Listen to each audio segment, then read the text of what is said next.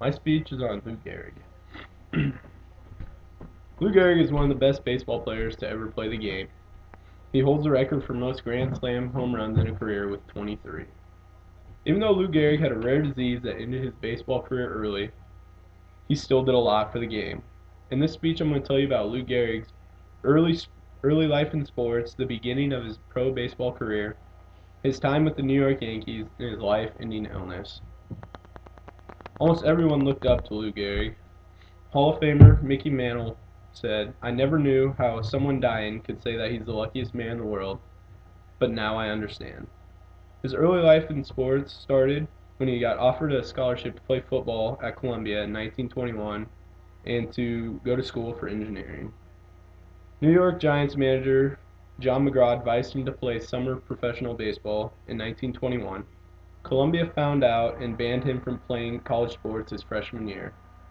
In his sophomore year, he played fullback for the Columbia football team, and in 1923 he quit the Columbia football team to play baseball at first base for the Columbia baseball team.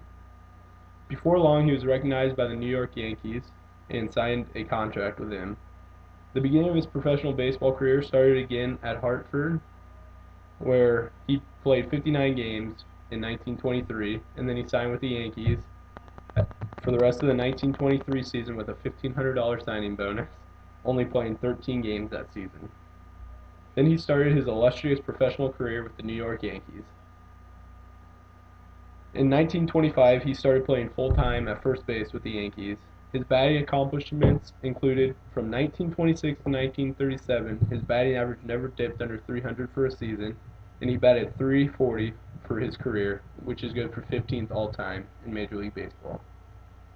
In 1927, Lou Gehrig and Babe Ruth dominated baseball. They hit more home runs than any other teammates have ever done before. In 1931, Lou hit 184 RBIs, that's the most in American League history, and averaged 147 RBIs per season in his career.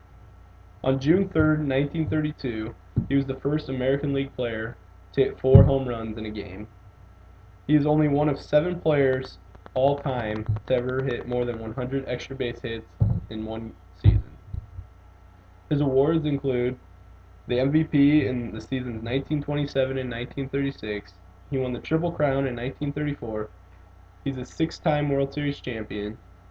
He was selected to the All-Star team 7 times, inducted into the Hall of Fame in 1939. He became the first sports player ever to have his jersey number retired, and he wore number 4 with the Yankees.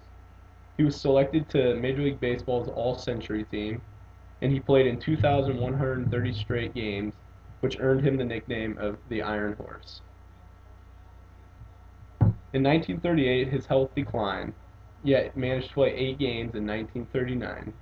Doctors diagnosed it as a gallbladder disease, but the diet they put him on made him weaker. May 2nd, 1939, as the Yankee captain, it was the first time he was out of the lineup in 2,130 games.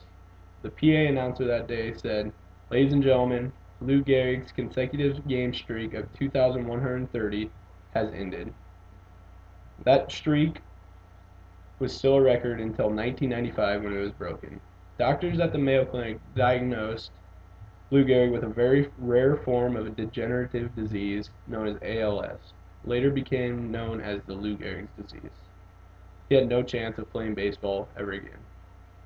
On July 4th, 1939, over 62,000 fans showed up to Yankee Stadium to hear his farewell speech when he said, "Fans, for the past 2 weeks you have been reading about this bad break I got. Yet today I consider myself the luckiest man on the face of this earth. I have been in ballparks for 17 years and never received anything but kindness and encouragement from you, the fans." On June 2nd, 1941, he passed away from ALS. His wife received over 1,500 notes of condolence, even received flowers from FDR. Lou went through a lot, playing college football and college baseball to the minor leagues up to the majors. He set many records and earned numerous awards in his professional baseball career. He then was stricken by a horrible disease that cut his baseball life short. He was a dedicated athlete, a caring son and husband, and an honest man, and an American hero. And this is a picture of him on the day that he gave his speech on July 4th, 1939. And that's the end of my speech.